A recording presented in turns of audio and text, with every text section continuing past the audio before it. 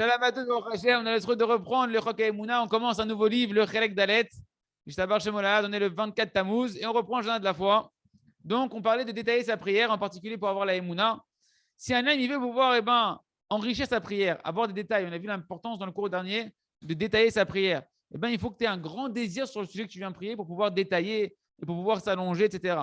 Pour arriver à ça, qu'est-ce que tu dois faire? Tu dois étudier le sujet en question, voir qu'est-ce que je gagne, qu'est-ce que je perds à évoluer ou pas évoluer dans ce sujet-là, par exemple la Emouna ici. Et quand tu vas voir tout ce que tu gagnes, ce que tu perds, tu vas voir que ta vie, elle dépend de cette notion-là, que tu es en train de prier devant Hachem. Et là, tu vas pouvoir prier avec cœur, avec feu devant Kadosh Baruch Hu, détailler devant Kadosh Baruch Hu dans tous les détails, etc., etc. On va prendre par exemple l'exemple de la Emouna. Quelqu'un il veut demander la Emouna à Hachem. On a vu que le conseil principal pour avoir la Emouna, c'est déjà de la demander à Kadosh Baruch Hu. Il faut étudier et demander à Hachem. Alors, c'est pas compliqué. Tu reprends tout ce que tu as étudié dans le livre, en particulier, par exemple, le premier niveau de la Emouna. Le premier niveau de la Emouna, c'est quoi? Car Hachem Rotse, tout vient d'Akadosh Baruch Hu. Ou tout ce qui m'arrive, c'est le Ratzon d'Hachem. Et tu vas détailler ta prière en fonction de tous les sujets que tu as besoin de renforcer dans ta Emouna sur ce niveau-là. Par exemple, tu vas dire, Ribono Shel Olam, aide-moi à voir que tout vient de toi. Donne-moi la Emouna, que tu es le maître de toutes les actions de ce monde-là. Que tout ce qui se passe dans ce monde-là, dans le monde de l'action, à travers moi, ma femme, mes enfants, le travail, tout c'est ta providence divine. Et pareil, tu vas rentrer après dans les détails de tes épreuves de ta journée. Aide-moi à avoir foi que toutes mes épreuves que je suis en train de traverser, comme ça tu veux, etc. Et tu vas rentrer dans les moindres détails. Par exemple, aide-moi à avoir foi Hachem que quand ma femme elle me crie dessus, c'est pas ma femme, c'est toi qui veux qu'elle me crie dessus. Aide-moi à voir que toi devant mes yeux, Ribono Shel Olam. Aide-moi à avoir une émouna shlema, que c'est pas ma femme qui me crie dessus, que c'est toi qui est en train de me parler à travers le haut-parleur de ma femme. Et lorsque ça ne va pas au travail, pareil, aide-moi à avoir foi Hachem de ne pas faire dépendre ça de la nature, du hasard, de mon incompétence, du patron, etc. Ça s'appelle, les amis, ça s'appelle prier sur la Emouna dans le premier niveau de la Emouna. Après, tu passes dans ta prière sur la Emouna au deuxième niveau. C'est quoi le deuxième niveau qu'on a expliqué dans le Sefer? Aide-moi à avoir la Emouna Hachem, chez Akol et Tova. Aide-moi à avoir la Emouna, que tout est pour le bien. Et là, tu vas demander à Kadosh Baruch Hu, Ribono Shel Olam, aide-moi à avoir une foi claire que tout est pour le bien. Fais-moi mériter de jeter mon intelligence, de jeter mon intellect, de jeter mes raisonnements qui contredisent que tout est pour le bien. Et d'avoir une foi, même si je ne comprends rien, que tout est pour le bien. Que même si je vois avec mes yeux, c'est terrible ce que je suis en train de vivre, c'est une catastrophe, c'est mal ce que je suis en train de vivre. Aide-moi à jeter ce raisonnement-là, que ce raisonnement, il m'amène à quoi? Au désespoir, il m'amène à la tristesse. Aide-moi à avoir foi, d'une foi totale que c'est pour mon bien. Aide-moi à tout accepter avec joie, avec amour, et que je sache qu'il n'y a aucun mal dans ce monde. Et ainsi, tu vas détailler après cette émouna que tout est pour le bien dans les épreuves que tu es en train de vivre. Aide-moi à voir que cette épreuve-là que je suis en train de vivre avec ma femme, avec mon travail, etc., que c'est pour mon bien. Comprenez qu'on ne répète pas la même chose. Tu es en train de raffiner ta prière sur la émouna, tu la détailles et tu la sculptes en fonction de ce que tu as étudié, comment ça fonctionne la émouna. Et tu la rentres dans ta vie après, dans les moindres détails de ta vie, etc. Et après, tu vas monter dans ta prière sur la émouna, dans ton épreuve, au troisième niveau de la émouna. C'est quoi? Aide-moi à avoir foi, Ribono Shel Olam, d'une foi totale qu'il n'y a pas de souffrance sans faute. Que dans chacune de mes souffrances, il y a un message pour réparer une certaine faute. Que dans chaque chose qui m'arrive dans ma vie, il y a un message, mesure pour mesure. Tel problème j'ai, c'est en regard d'une mitzvah ou d'une avéra que je fais que je dois réparer, etc. Chaque chapitre que tu vas étudier dans le jardin de la foi, dans le livre qu'on est en train d'étudier, par exemple, tous les chapitres sur les épreuves de la Emouna. On a vu plein d'épreuves, d'exemples d'épreuves dans lesquelles on te met à l'épreuve dans ta Emouna. Tu vas devoir prier sur toutes les épreuves que toi, tu te retrouves dans ta vie de Emouna. Que ce soit Shlom Bayit, la paix conjugale, la Parnassa, les enfants, ce que tu veux. De pouvoir mériter d'accomplir ce que tu as étudié. De ne pas oublier un seul instant que ce que tu es en train de vivre en ce moment, c'est une épreuve de Emouna. Tu es en contrôle. Tu es en contrôle dans le ciel avec Kadosh Baruch Hu sur ta Emouna. Est-ce que tu crois en Hachem ici ou est-ce que tu crois dans autre chose qu'Hachem dans ta vie à ce moment-là? Que je ne dois pas mettre en colère. Pourquoi je vais mettre en colère? Tout est pour le bien. Ce qui est en train de se passer, c'est pour mon bien. Je ne peux pas mettre en colère Ribono Shel Olam. Et de la même manière, tu vas supplier à Kadosh Baruch Hu, Kadosh Baruch Hu, il te fasse mériter de pouvoir avoir ce niveau-là, de pouvoir sortir des défauts de la Emouna, etc., dans chacun des détails. Et comme ça, une personne, elle va détailler tout devant Kadosh Baruch Hu, toutes les ma'alot qu'elle a appris, tous les niveaux qu'elle a appris, toutes les ségoulottes qu'elle a appris sur la Emouna, combien la Emouna est importante, combien de bonnes choses il va mériter grâce à ça, Ken, que si jamais il avait la Emouna, combien sa vie serait belle, etc. Et ça, tu dois en parler à Kadosh Baruch Hu dans les moindres détails. Et dire le contraire. Qu'est-ce que je perds de ne pas avoir la Emouna, Ribbono Shel Olam, comment ma vie elle est triste sans la Emouna, comment ma vie elle est obscure sans la Emouna. Qu'est-ce que tous les défauts que j'ai, tous les mauvais caractères que j'ai quand je n'ai pas la Emouna. Et chacun, il devra détailler en fonction de ce qu'il a compris de lui-même et ce qu'il aura étudié. Et lorsqu'un homme il arrive à apprendre de cette manière-là, et qu'une personne elle prie sur ce qu'il a étudié et qu'il détaille bien et qu'il converse avec Kadosh Baruch Hu, tu verras que tu auras constamment des paroles qui vont venir. Tu auras de quoi remplir et allonger tes prières avec un enthousiasme fort, avec un feu à l'intérieur de toi. Et tu pourras, grâce à ça, recevoir l'aide d'Hachem pour pouvoir accomplir ce que tu as étudié. On continue avec le jardin des louanges, Hachem, le remerciement et la teshuva. Il faut faire très attention, Ken, de ne pas s'embrouiller quand on est en train de remercier Kadosh Baruch Hu, de ne pas glisser dans le remerciement, de chercher à remercier, comme on a expliqué plusieurs fois, juste pour avoir la Yeshua, juste pour être débarrassé du problème. Ah, le remerciement, on a dit Rabbi Nathan, ça délivre.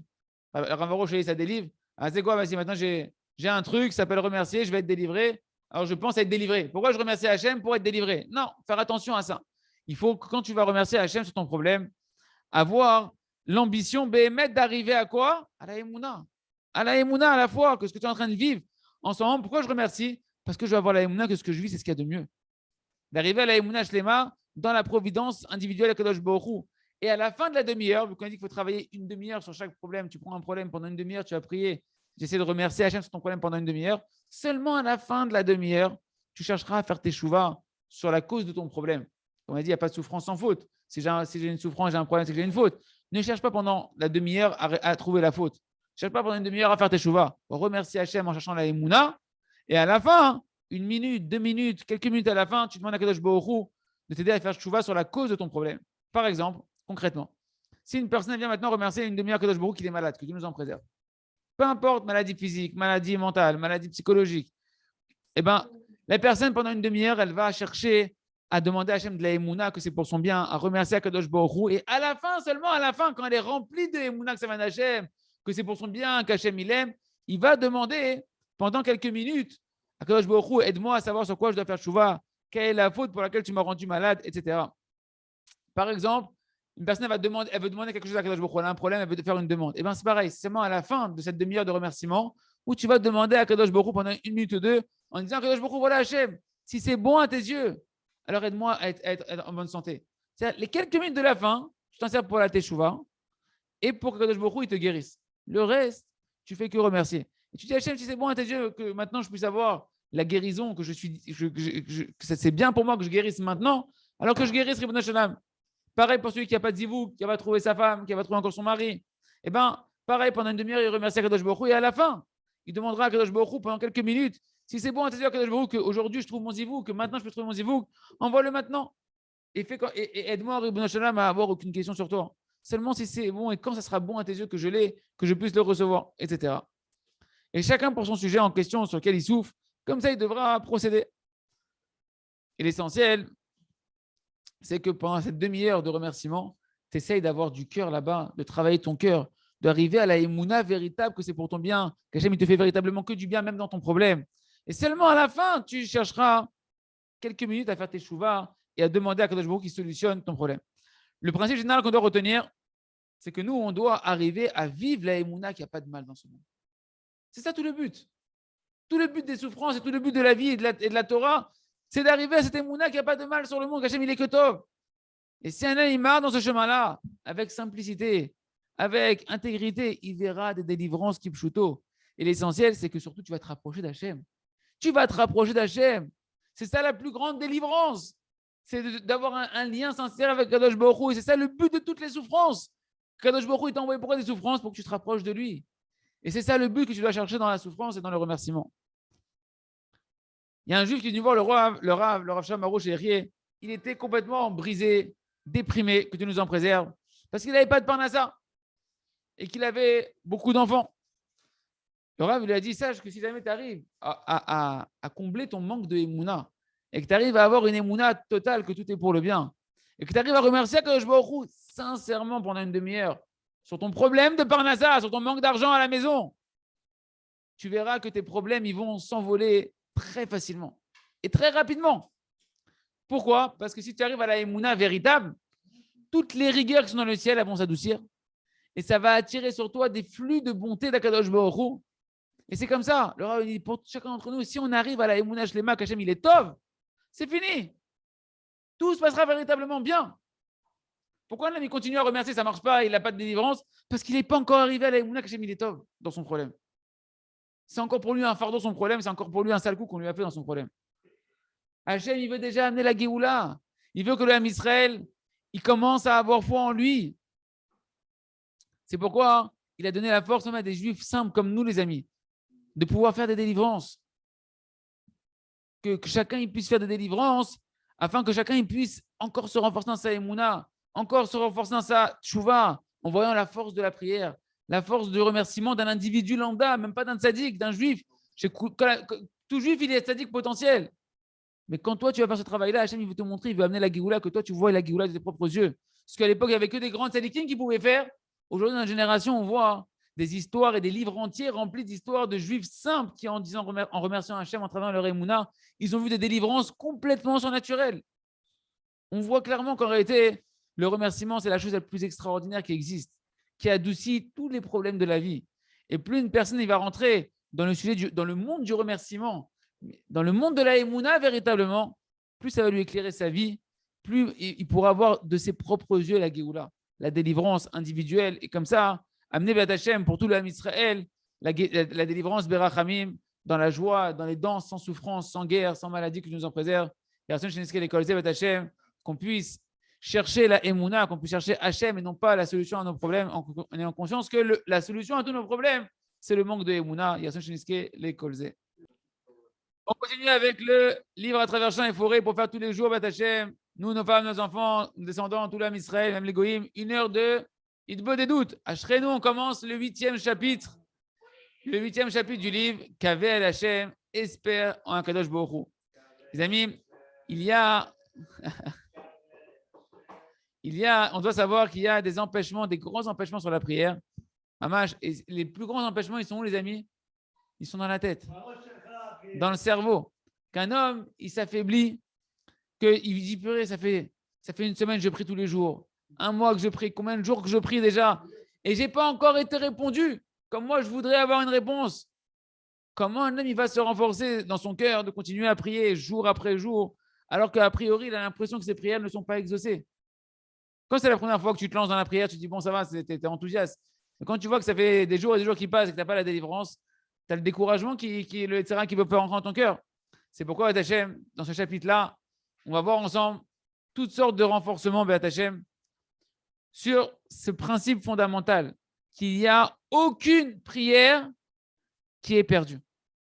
Il n'y a aucune prière que Kadosh Baruch Hu, il n'écoute pas. Parce que Hachem, comme on dit dans la Midat 3 fois par jour, Shomea Tefilat Kolpe.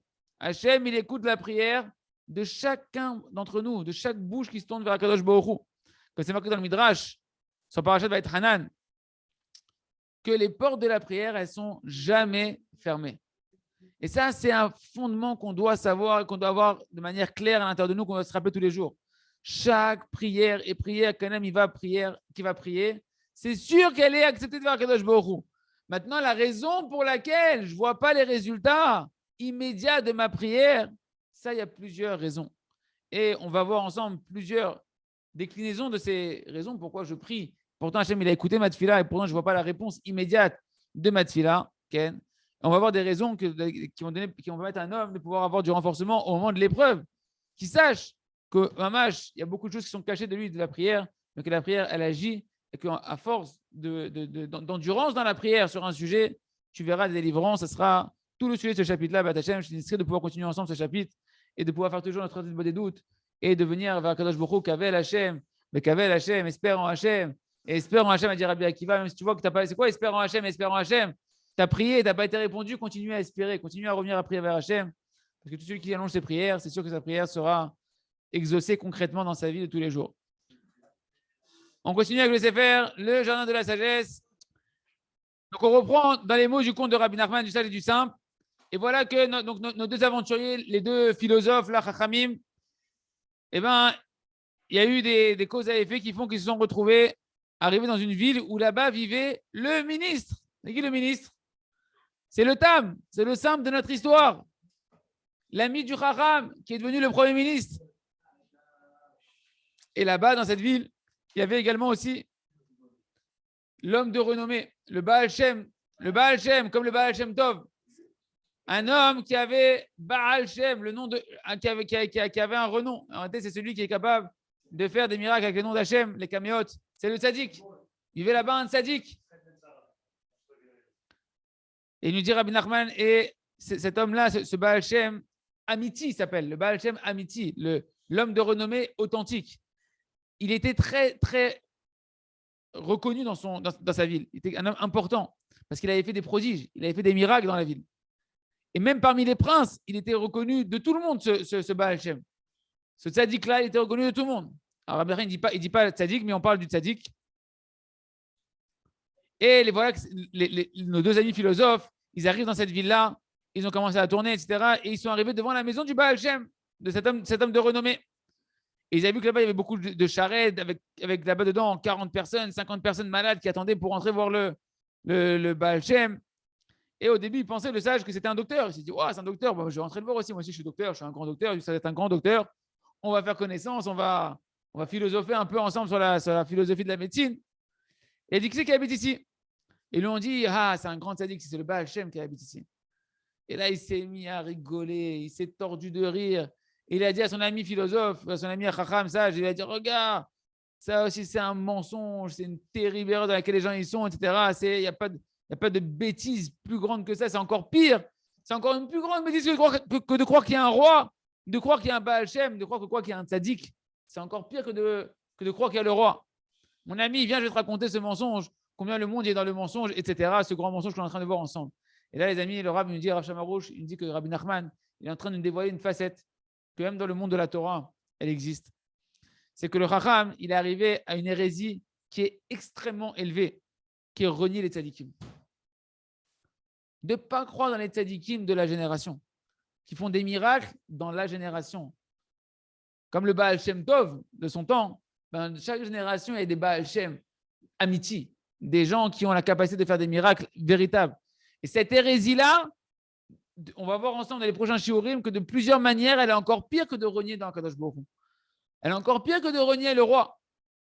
Comme on avait expliqué, Hashem, avec le du ciel, je vous laisse en suspense pour le prochain cours où on commencera à dévoiler l'importance de la Emunat Chachamim, de la foi dans les tzadikim véritables de la génération. Et combien sans ça, on ne peut pas arriver à la foi dans le roi. Combien sans ça, on peut pas arriver à une foi véritable dans Kadosh Baruch Hu.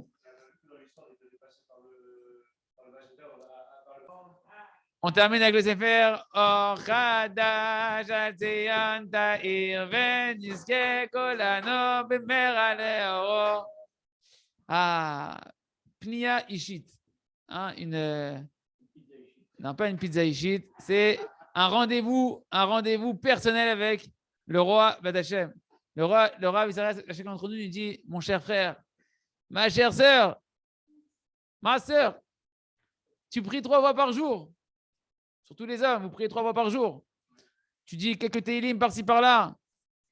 Tu rencontres en réalité des milliers de diamants qui passent à la portée de ta main tous les jours. Chaque prière, chaque désir, chaque formulation que tu fais à Kadosh Baruch Hu, que tu as pris sur l'étude de la Torah, pour la réussite des enfants, pour toutes sortes de choses que tu as besoin pour toi et pour tout l'homme Israël, dans tous les sujets confondus. Tellement de désirs extraordinaires. Des choses qui sont dévoilées ou des choses, même des demandes que tu fais à Kadosh Baruch Hu qui sont cachées. C'est dommage que tu passes à côté tous les jours et que tu fais que lire ce qui est marqué dans le livre. C'est dommage que tu ne mérites pas de commencer à goûter le goût de la prière comme il faut. C'est dommage que tu ne construis pas les réceptacles, les sacs, les containers pour recevoir toute l'abondance nouvelle qu'Hachem il veut t'envoyer à chaque jour. La richesse de chaque jour qu'Hachem il veut t'envoyer à travers tes prières. C'est dommage que tu sors de la prière avec des sacs vides, avec des remords qui sont vides, alors que tu pourrais les remplir, remplir des trésors du roi. Combien de remerciements, combien de louanges à Kadosh Baruch Hu tu dois à Kadosh Baruch Hu, et voilà que tu as l'opportunité. Il y a tellement de louanges à Hachem dans la prière, avec juste un tout petit peu d'intention, avec un petit peu de volonté, un peu de cœur. Tu peux remplir ces minutes précieuses de prière, de chaque tefila, etc., de les remplir avec encore de la sincérité, encore un lien avec Kadosh Baruch Hu. et sortir renforcer beaucoup dans ton service d'Akadosh Baruch Hu et dans ta proximité avec Hachem. Ne sois pas bête. Ne sois pas idiot. Tu es arrivé dans la salle des trésors. Tu fais la Hamida, tu fais tes livres, tu es dans la salle des trésors du roi. Pourquoi tu veux ressortir les mains vides? Pourquoi tu veux sortir les mains vides? Rabbi Nachman, il a dit, tout mon sujet, c'est la prière. Je suis venu enseigner une chose à la génération. Retrouver, c'est quoi la prière? La prière, c'est la Géoula. La prière, c'est la délivrance. La prière, c'est la réparation du monde. C'est la réparation de ta vie. Toi aussi, tu peux être associé à la réparation du monde. Tu peux être associé à la Géoula, à la délivrance du monde. Comment? Rien que par le fait que tu vas désirer ce que tu dis dans la prière. Rien que par le fait que pendant cette heure-là où tu es en train de prier, que tu es au Beth Knesset, tu es déjà au Beth Knesset, tu es déjà avec le ciseau dans les mains. Ne fais pas être que assis en train de lire le texte. Désire. Mets ton cœur dans la prière. Ne sois pas comme un corps inerte, comme un corps, un mort-vivant. Fais que ta tefila soit vivante, que ta prière elle soit remplie de feu et d'enthousiasme. Sincèrement, fais une vraie prière à Kadosh Baruch Hu. Et à ce moment-là, non seulement que tu vas déjà ressentir une satisfaction extraordinaire, que tu vas sentir un goût d'une proximité à Kadosh Baruch Hu, un noam, une douceur dans la prière, dans les mots de la prière. Ken, mais en plus de ça, tu vas commencer à recevoir les fruits de ta prière. Dans ce monde-là, tu vas avoir de l'abondance, de la bracha, de la réussite dans tous les domaines que tu vas prier. C'est pourquoi tu vas véritablement te retrouver être un associé d'Akadosh Baruch Hu dans la réparation du monde, dans la royauté d'Akadosh Baruch Hu. Tu vas repousser par tes prières, quand tu mets du cœur et de la lumière dans ta prière, tu vas repousser l'obscurité de ce monde-là. Tu vas dévoiler par la prière, quand tu dévoiles la main d'Hachem par une réponse dans une prière, tu dévoiles la royauté d'Akadosh Baruch Hu dans le monde. En résumé, les amis, et on terminera avec ça, le chapitre qu'on est en train de voir de Or Hadash, afin que ta prière elle puisse faire des fruits, qu'elle puisse opérer des résultats, eh bien, il faut que tu mettes dans les mots de la prière toutes tes volontés, dans le travail de la tefila, 3 fois par jour, dans tes prières également individuelles, dans ta Bodedou, dans tes Téhilim, dans ton écouté de filote, dans toutes les prières que tu vas faire Kadosh Baruch Hu, mets-y ton cœur. Le Rav dit Chagor Charbecha Liarir Gibor. C'est un verset qui dit Saint ton épée, prends ton épée, toi qui es un héros, qui est vaillant, qui est un guerrier. Pourquoi? Parce que Rabbi Nachman a dit que la prière, c'est l'épée du juif. Comme on dit tous les matins dans la tefila,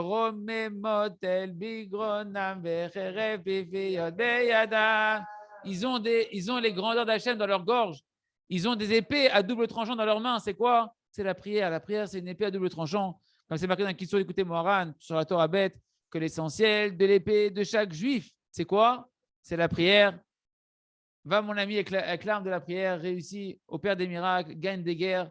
Et on a fini ainsi ce chapitre de Or Hadash et on continuera avec Hachem demain.